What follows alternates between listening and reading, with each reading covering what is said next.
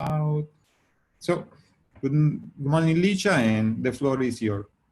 Okay, good morning, everybody. I can share. Good morning, ma. Screen. Okay, so now share, and now if I do this. Okay, can you see my screen? Yes, ma. Life cycle of medical device. Okay, Yes. good.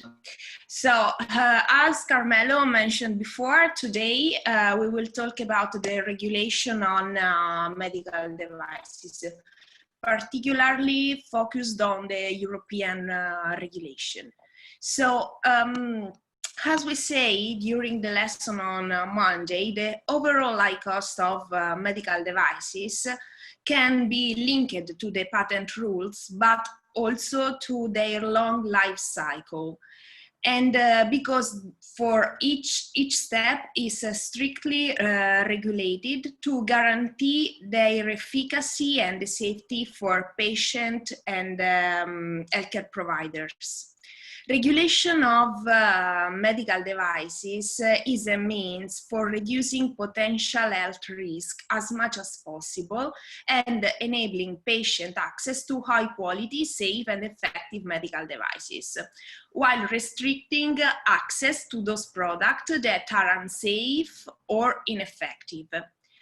When appropriately implemented, regulating medical devices can contribute to a better public health outcomes.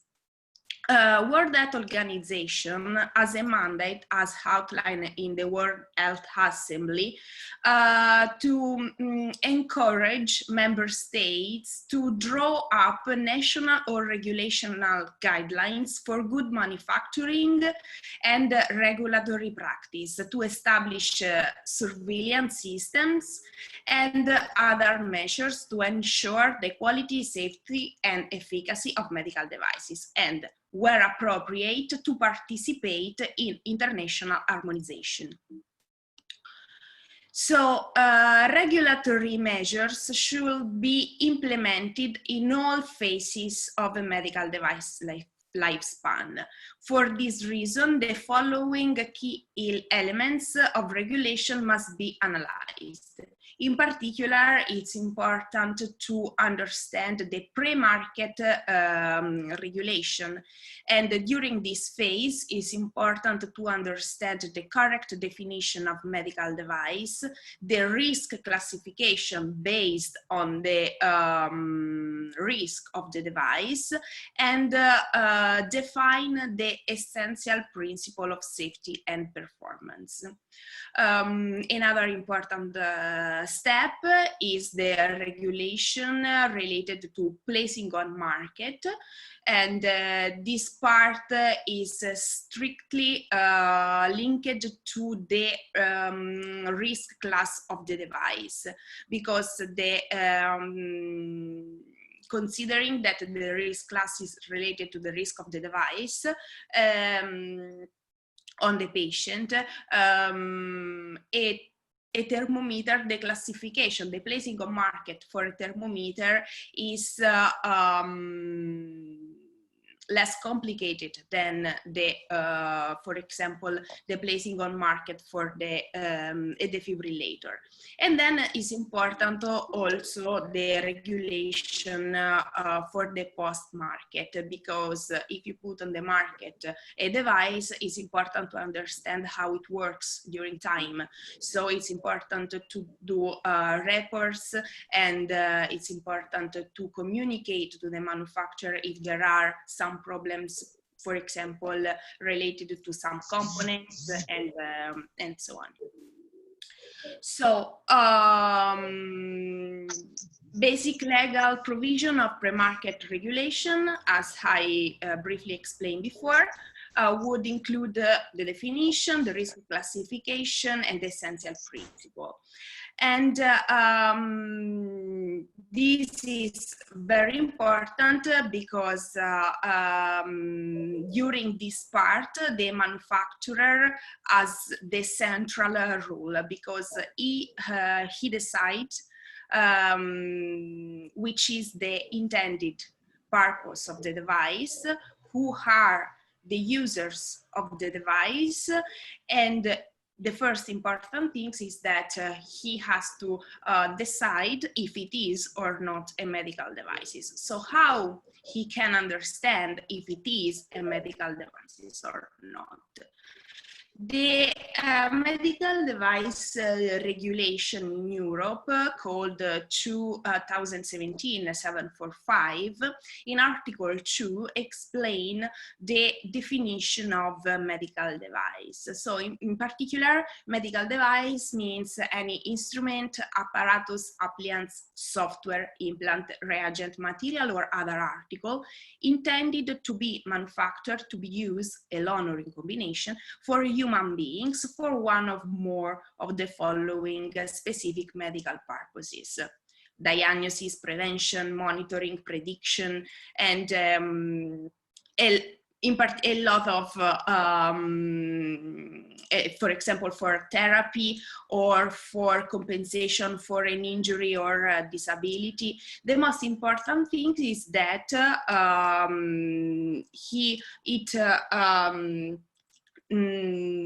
not achieve its principal intended action by pharmacological or immunological or metabolic means, because in this case we will talk about drugs and they have a completely different regulation. So the first point is to understand if our device is or not a medical device, and the second point is to define the risk class. So the universe of medical devices is very diverse, with varying potential for harm to the patient or user.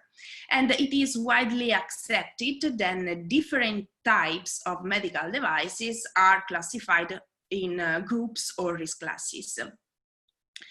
In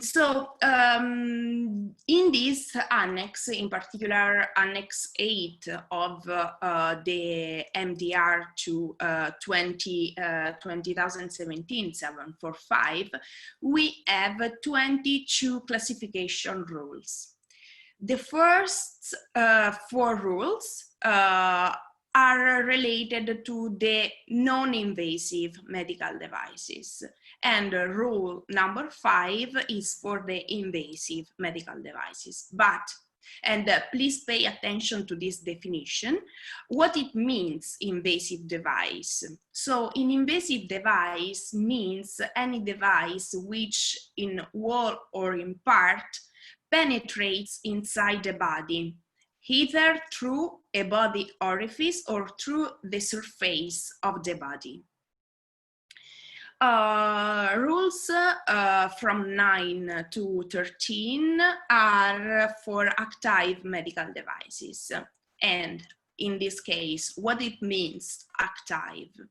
So active medical device means any device which depends on a source of energy other than that generated by the human body for that purpose or gravity, and which acts by changing the density for converting that energy. So which are the active medical devices? So any device that use battery or another source of energy different from the energy generated by the human body or gravity.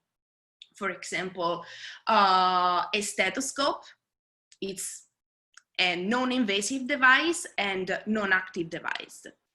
A defibrillator, it's a non-invasive device, but it is an active device, okay?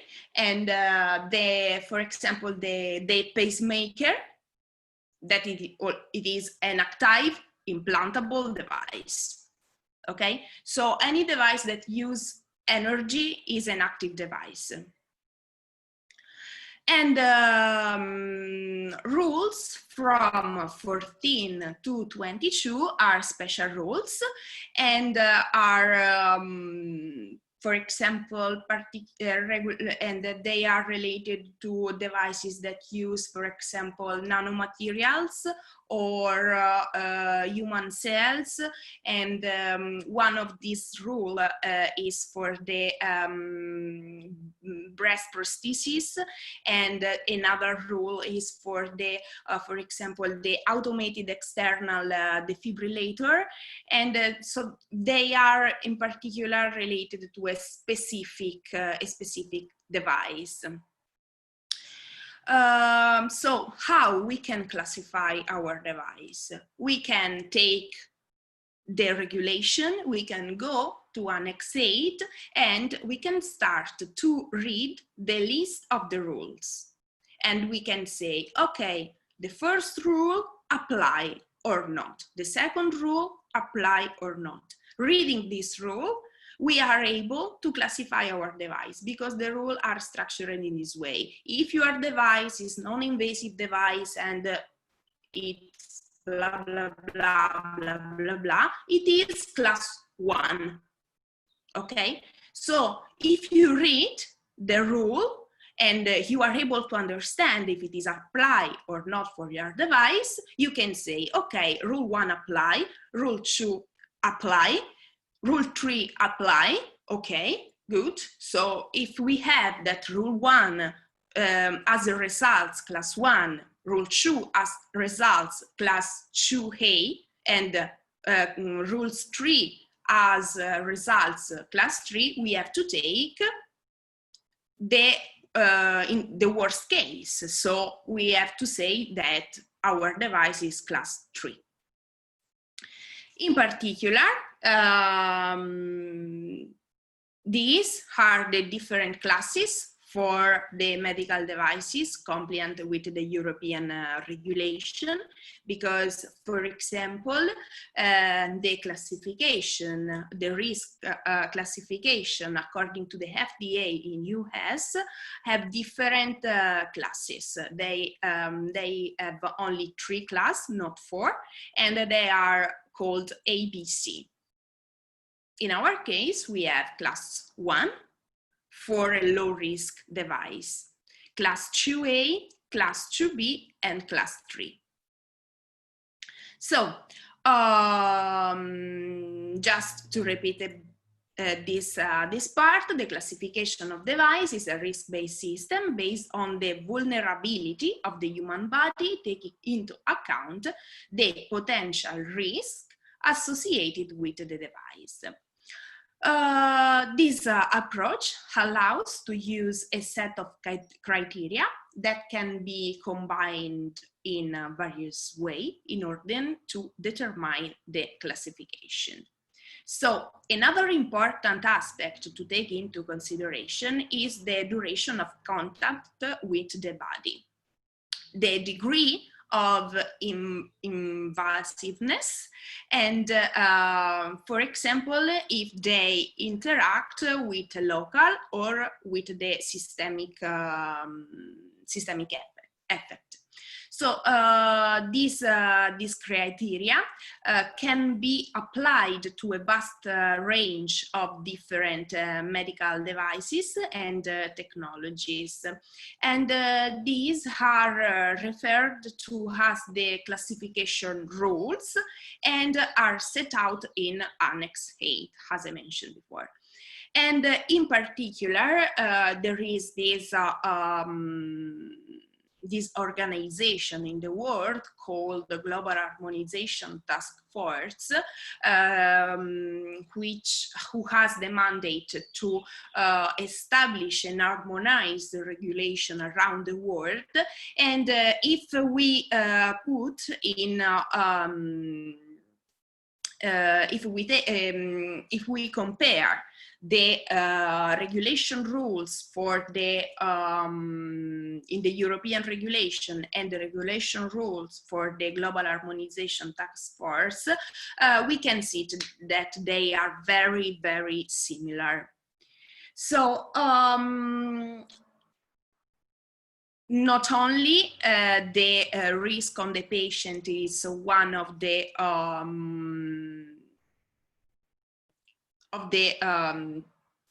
point that we have to take into consideration, but a number of factors must be included, such as, for example, as I mentioned, the duration of medical device contact with the body, the degree of invasiveness, if the device delivers medical product or energy to the patient, and if it has a biological effect on the patient, and all of these things can be discovered only taking into consideration which are the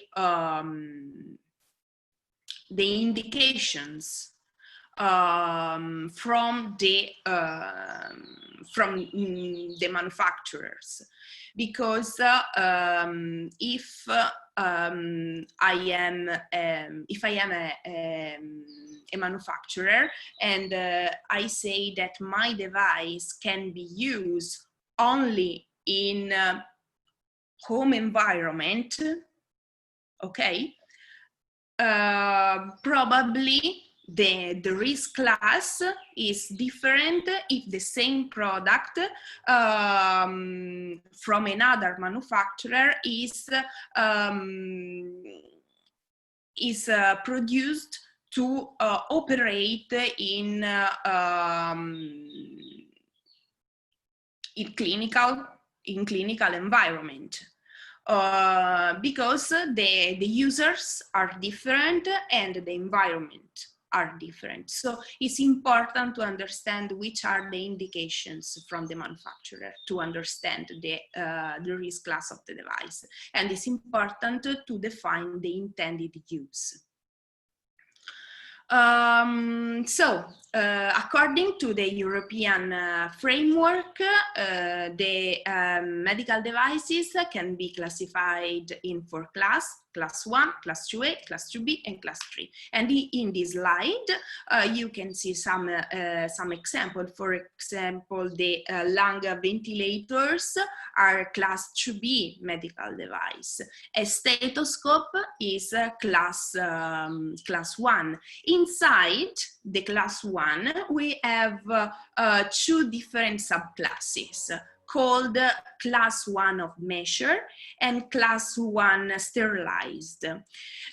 In particular, class 1 of measure are devices that are class 1, but they perform measurements, such as a thermometer. A thermometer is a very simple device. It is non-invasive, and it is, if we have a thermometer that uses mercury, but now it is not allowed, for example, in Europe, we have also a non-active device. But if we use the electronic thermometer, or for example the thermometer that are used in particular in this period, because the infrared thermometer, because they don't come in contact with the body, and during this COVID pandemic, it's commonly used. And this type of thermometer, for example, is class 1. It is non-invasive and it is active because it uses battery. And another subclasses is for class 1 sterile. For example, the sterile gauze. And for an example of class 2A device is the surgical clamps. And for class 3, for example, we have the pacemaker, or the defibrillator and the automated external defibrillator. So what are the general safety and performance requirements? Well, the manufacturers have to prove compliance with these essential requirements. To do so, they have to follow one of the conformity assessment procedures described in the medical device regulation.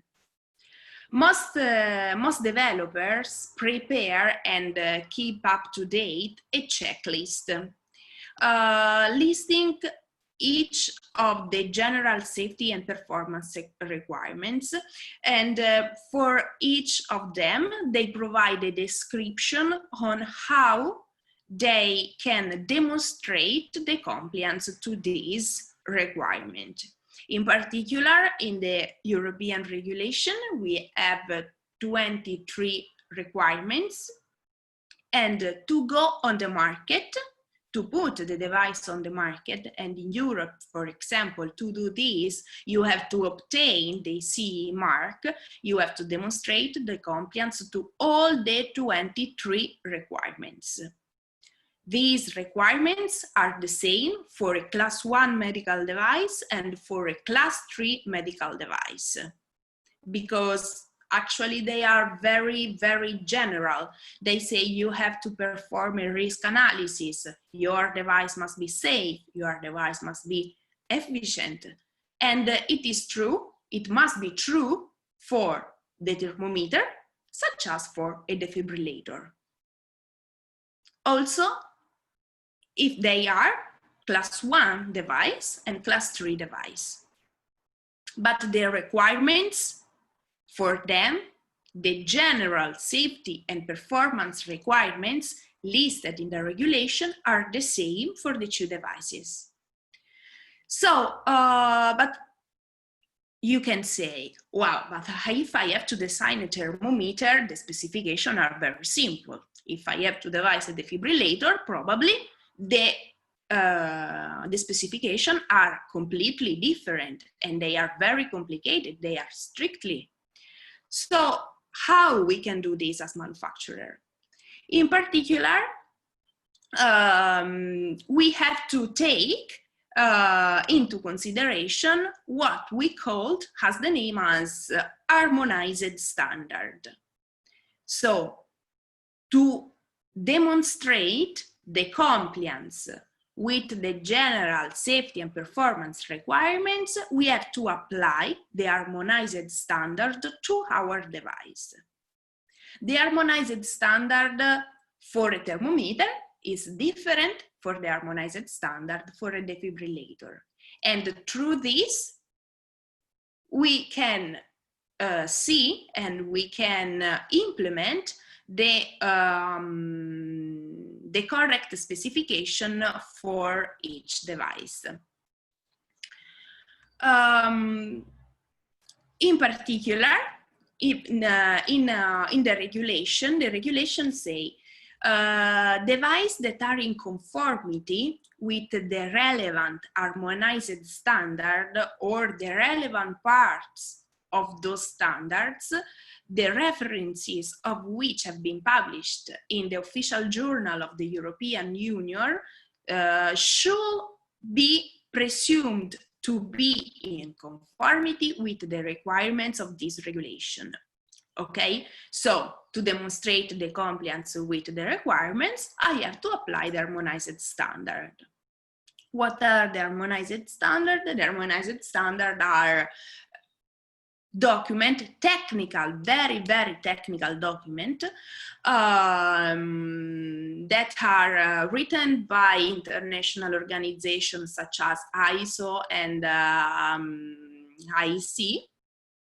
And after these standards are published from this international organization, they are accepted in Europe.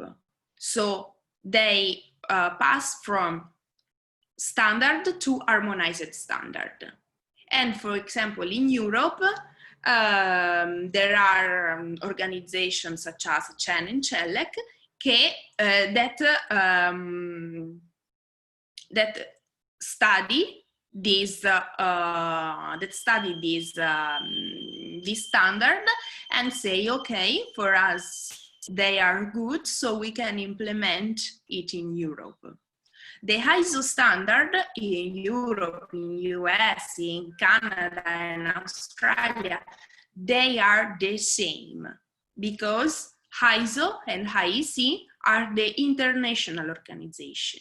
So if the regulation is different, because in Europe we have a different regulation from US, the ISO standard that are taking into consideration to design the device are the same for US and for Europe, because they are published by international organization, ISO and IEC. So the technical specification for a defibrillator that is manufactured in Europe are the same for a defibrillator that it is designed and manufactured in US. So, which is the difference between the two big groups that are the most important in the world to commercialize the device? Well, the difference is in the way the device, after it is manufactured, it is put on the market. Because this part is linked to the regulation of the country.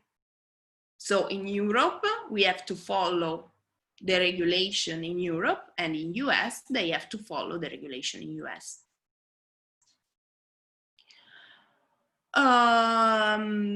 Okay, this is just a brief description to understand how an ISO standard, for example, becomes an harmonized standard. So only after it is accepted by this European organization.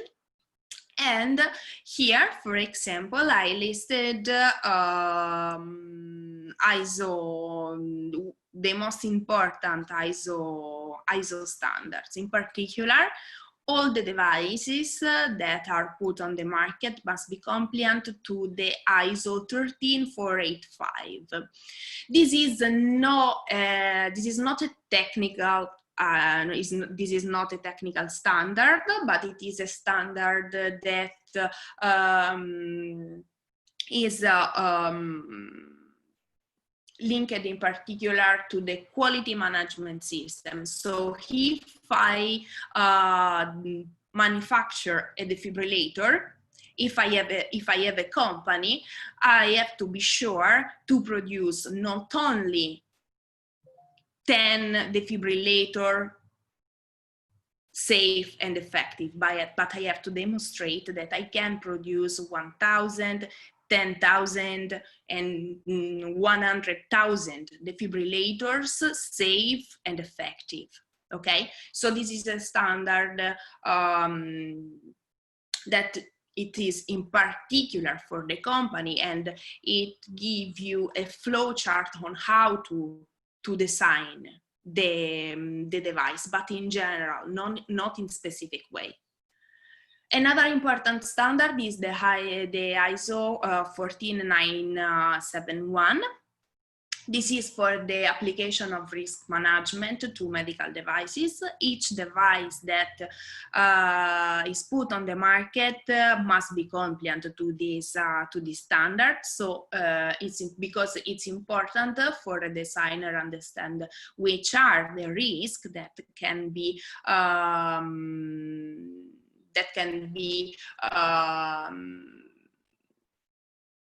how I can say, sorry, the risk of the device, for example, if the risk on the patient, the risk related to the patient, the healthcare providers, the users.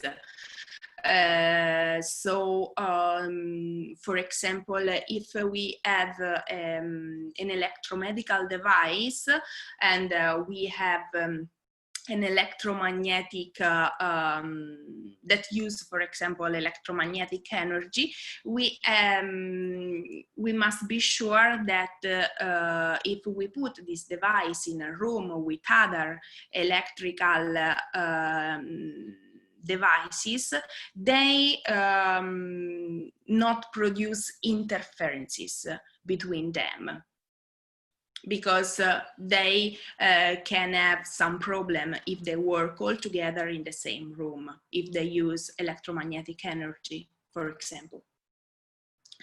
And another important ISO standard is the ISO 10993, and it is for the biological evaluation of the medical device. So actually, this is the standard for the biocompatibility related to the materials used to produce the device. So it's important to understand if the device is in contact with the skin or if it is inside the body. And so we have different degrees of biocompatibility. You can understand that the test that must be performed for a thermometer, for example, that come in contact with the skin, with the surface of the skin, are different from the tests that must be performed, for example, for a defibrillator, for a pacemaker, that it is an implantable device. And another important standard is the 6061, and this is the series of standard for the electromedical equipment. And these standards give you all the technical specification about the leakage current, about the all the electrical things related to your device, to design it in safe way. So this is the big difference between the standards and regulations. So the standards are used to demonstrate the compliance with the regulation, which is a law in a country. But if I don't want to follow the standard, I have to be sure to demonstrate in the same way, at least, the compliance with the general safety and performance requirements. So the two free tools that UBORA give us are in particular the device classification tools in the work package number 1, which through a questionnaire it gives us the possibility to establish the class of our device, and then we can do an exercise to understand how to do it. And another important tool is the regulation checklist. So which are the ISO standards that I have to apply for my device? So it's better to understand one thing. This regulation checklist is a general regulation checklist. Okay, so it uses, for example, the ISO standard that are most commonly used. For example, considering that we are talking about a medical device, we have to demonstrate the biocompatibility of the material for each device, okay? So the ISO 10993, it's one of these. But there are a lot of standards that are called particular standards that are specific for a device. For example, we have a particular standard for crutches. We have a particular standard for walking frame. We have a particular standard for lung ventilators. And but they are not in this list because in this regulation checklist we take into consideration only the horizontal standard, so standards that can be used for all the devices. So for example, the standard for the biocompatibility, the risk, the ISO standard for the management of the risk that must be applied for all the devices. And for example, the ISO for the medical electrical equipment. So when we have a medical electrical equipment, when we have, for example, an active device. So if we have an active device, we have to necessarily apply the ISO standard 6061. Okay, so it's important that when you design your device, all other than these standards, you have to understand if there are some particular standards that can apply to your device. How you can do it? You can search online, for example, ISO standard for lung ventilators. Okay, and you can see if there are other standards that you can take into consideration other than the standards that UBORA gives you.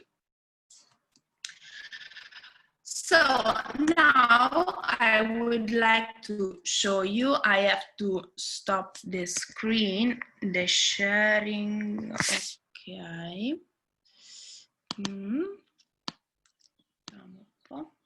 Can you see my screen? The UBORA platform?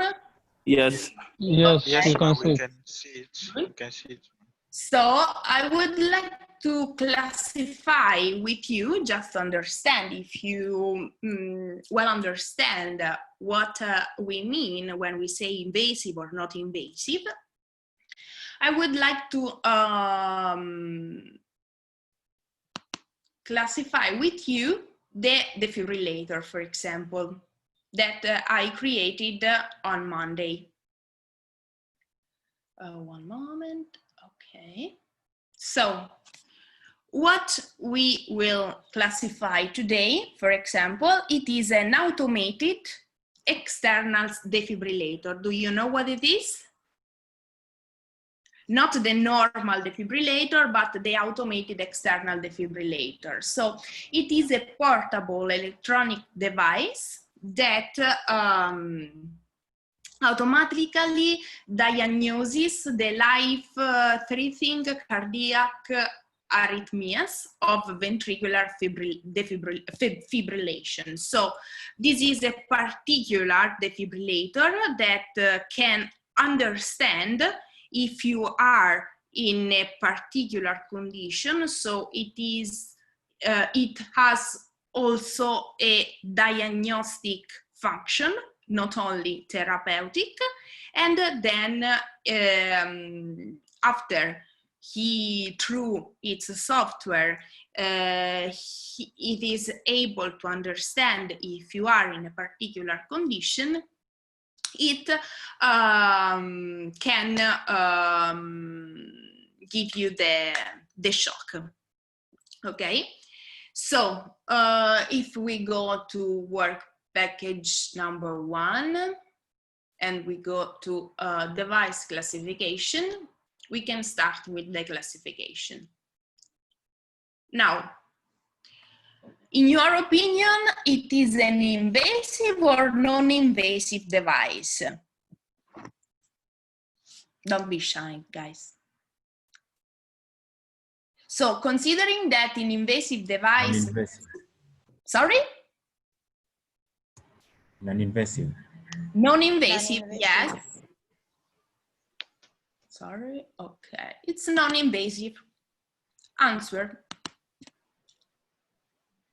It is intended for channeling or storing blood, body liquids, cell or tissues, liquids or gases for the purpose of eventual infusion, administration, or introduction into the body?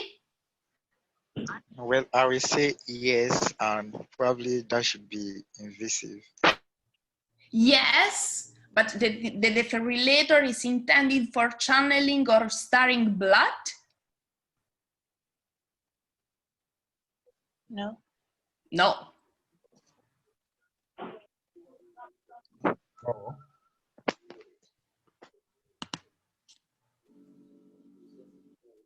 Is your device active? Yes. Yes. Yes, absolutely yes.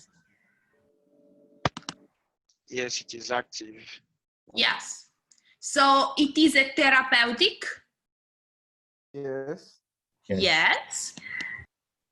Because if we Yes, it is read the therapeutic. definition of the automated external defibrillator, it is an active therapeutic device. So does it administer energy to or exchange energy with the human body? It gives you a Yes. shock. Yes. No. So Yes.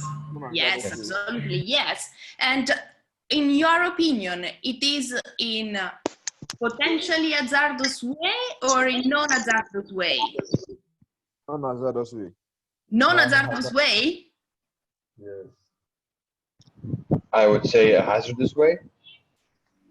Yes, No, in potentially hazardous potentially way. hazardous way, considering the nature of energy, density of energy, a site of the body. You have to consider that you put the patch here, very close to your heart, and you give you a very high energy with high density. So it is in potential hazardous way or not? Yeah, potentially. Yes, hazardous. in potential hazardous way. Yes, potentially hazardous. Exactly. It is intended to emit ionizing radiation. We are not working with X-ray, so No. no. No. No. No. No.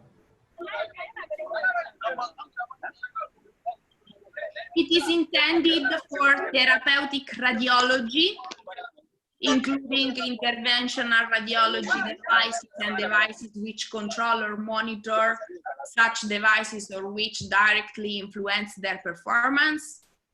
Yes. Yes. Yes, therapeutic radiology. Yes. We are not talking about radiotherapy. No. There's no radio. No. No. No. No. So it is intended for therapeutic radiology? No. No. It is intended to control or monitor a device that emits ionizing radiation? No. No. No. No.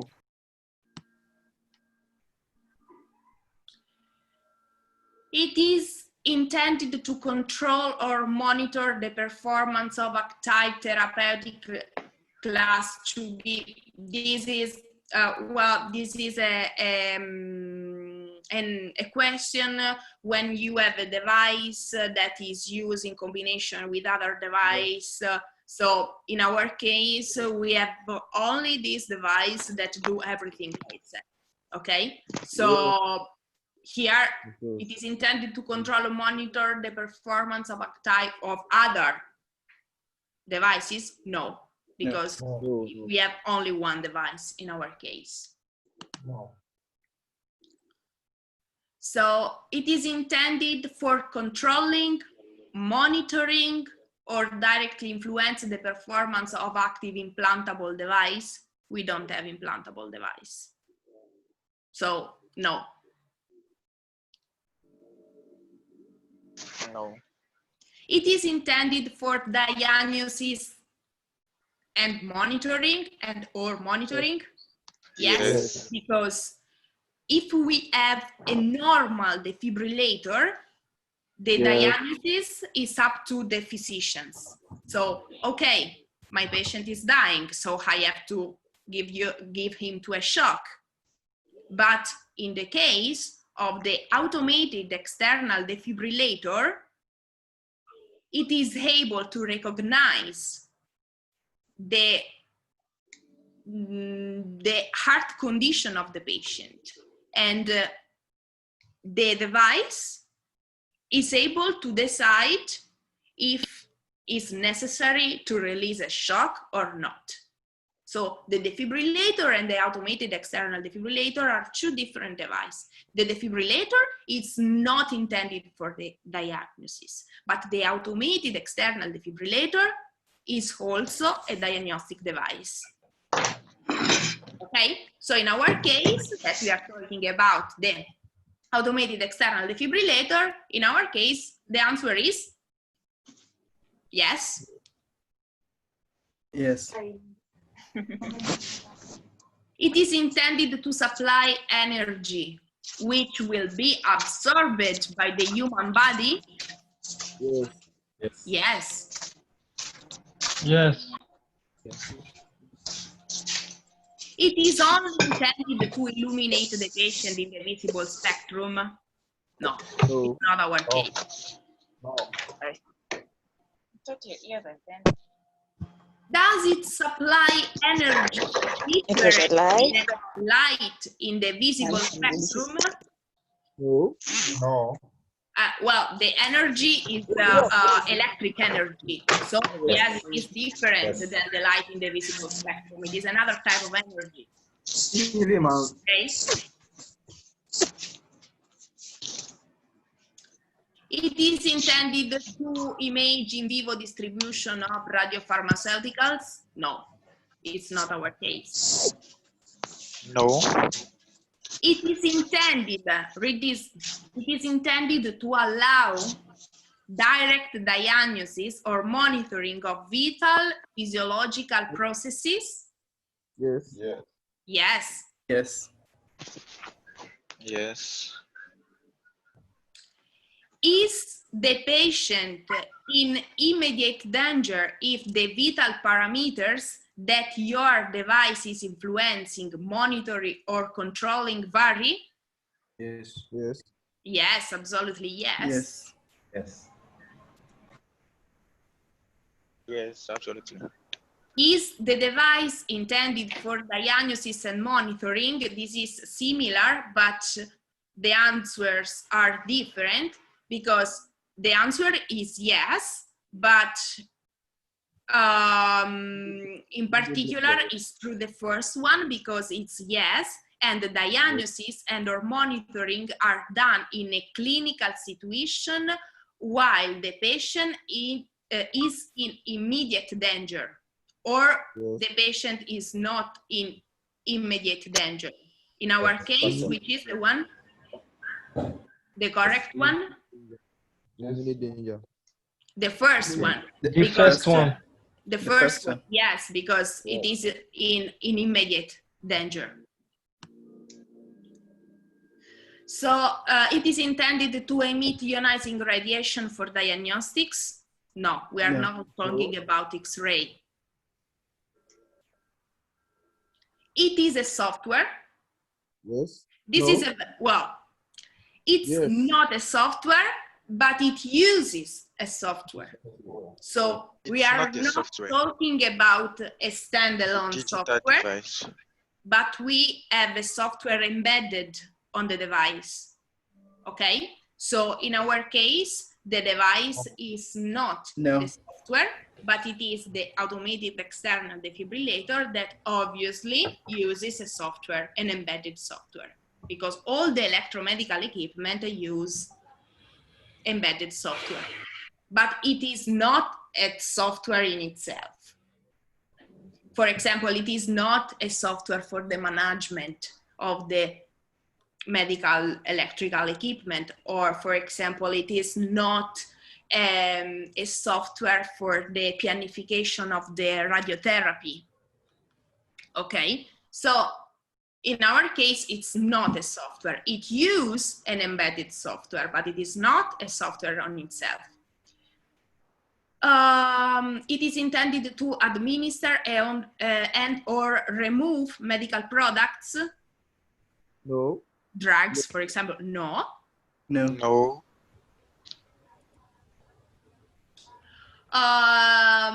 Does your device incorporate a medical product? No. No, we don't have drugs inside the defibrillator. It is used for contraception or prevention or not? No. No. No. It is intended specifically to be used for disinfective, No. cleaning, rinsing? No. No.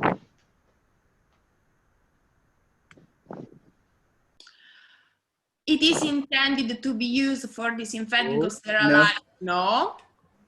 No. Is it manufactured utilizing tissues or cells of human or animal origin? No. No. It's not No. our case. No, not at all. Does it incorporate or contain nanomaterials? No. No. No. It is intended to administer a medical product by inhalation? No. No. No. It is composed of substances or of combination of substances that are intended to be introduced into the human body via a body orifice? No, No. it's not our case. No. Not at all. Look at this. It is an active therapeutic device with an integrated or incorporated diagnostic function that includes an integrated or incorporated diagnostic function which is significantly determines the patient management by the device. Example, closed loop system or automated external defibrillator. Yes. Yes. Yes. Yes. Yes. This rule is one of the special rules in the annex. We have done, so our device is a class 3 medical device. Okay? So Yes. if you do this questionnaire, you are able to classify your device. And now, for example, as the last exercise, we have to do, for example, the regulation checklist. So which are the horizontal standards that can be applied for our device? Always talking about the automated external defibrillator. So, is your device implantable and not active? No. No. No. No. No. Is your device active and its source of energy is electrical? Yes. Yes. Is your device a software or does it contain software? Yes. Yes. Yes. Yes. Yes. Is the device containing software intended to be part of an ET networks? Yes. Yes. Probably. No. In general, automated external defibrillator, they work alone on their own, actually. So they are not in this big ET network. Okay, so this is, for example, for telemedicine. Okay, all the devices that use software that are used for telemedicine. So you have a cloud to store the where you can store the results and the measures and so on. But in our case, no. No. Is your device implantable and active? No. No. No, not implantable. Is your device intended to be sterile? No. Yes. No, No because the physical defibrillator, contact. it's not important that it is sterile. Yeah. Does your device come in contact with the human body? Any Yes. kind of contact, brief or permanent, in any location of the human body? Yes. Yes. Yes. Does your device contain substances of animal origin? No. No. At all. Okay, this is the result. In particular, for example, considering that your answer was yes, is your device active and its source of energy is electrical? The answer is yes, it's correct. So you have to apply the series of standards of 1661. So which regulate you the electrical safety of your device. Another important standard is this one. So when you use a software on your device, you must be compliant with the standard 62304. Because when you use a software, you have to be sure that your software is safe, not only the device in the hardware part, but also talking about the software part. And our answer was yes when you were asked us if the device come in contact with the human body. So we say yes, because the patch are on the skin, and we have to be sure that they are biocompatible with the material that we use is biocompatible, okay?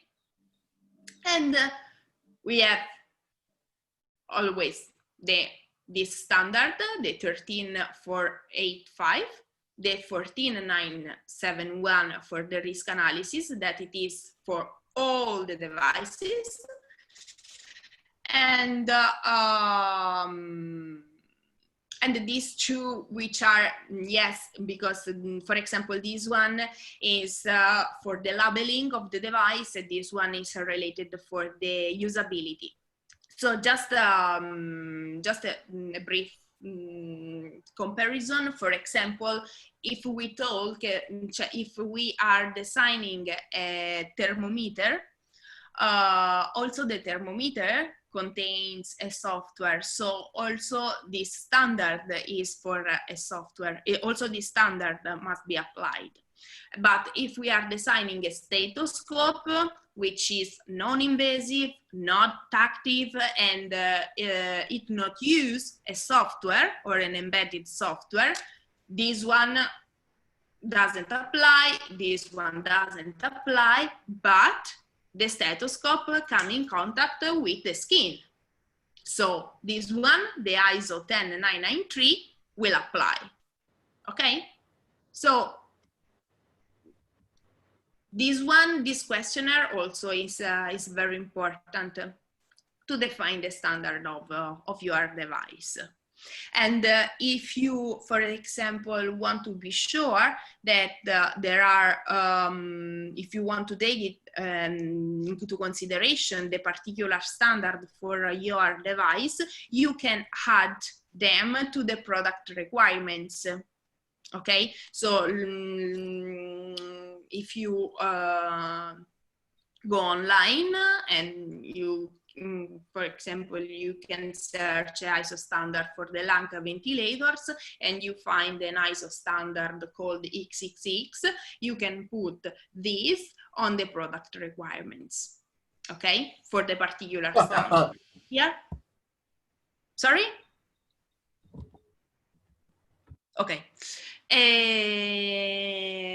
Okay, so I have finished. So I know that it's very little boring lessons, but Thank No, you, it's not Licia. bothering, I hope, I don't know if there are any specific questions. Feel free to ask.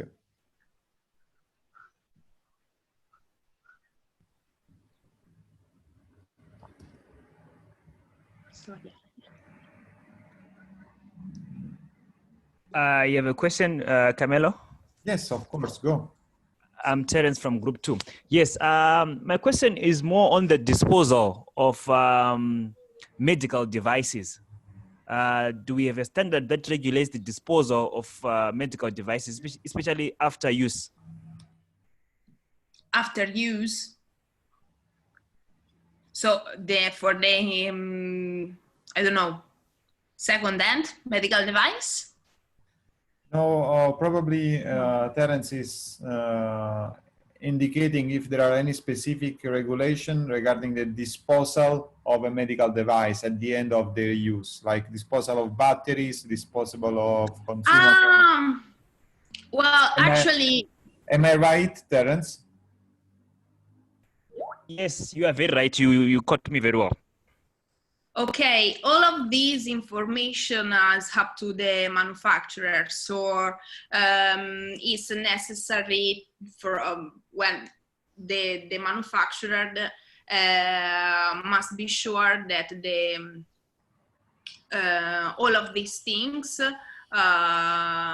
will be done correctly after sale. So in the manual, in the operational manual, they say, okay, the disposal of battery must be done in this way, and so on. Actually, there is not a regulation for this part, but how they are called in English? Please, Carmelo, help me. Buone norme di comportamento. Good practices. Good practices, sorry.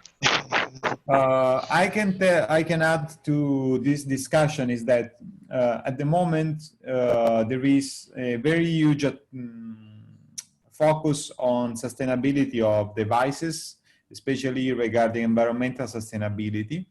There are some regulation regarding the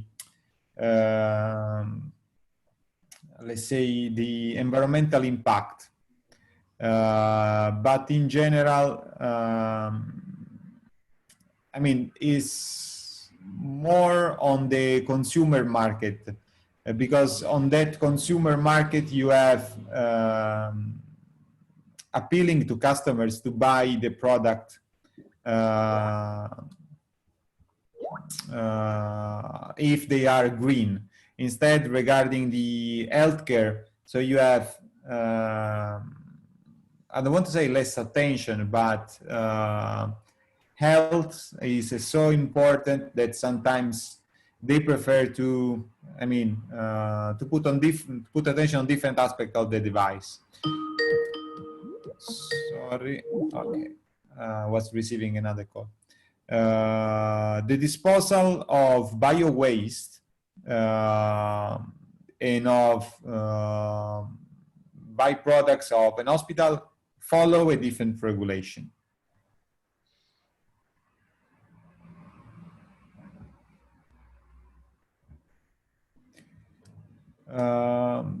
Let me check 1 second, because we is supposed to have a, let me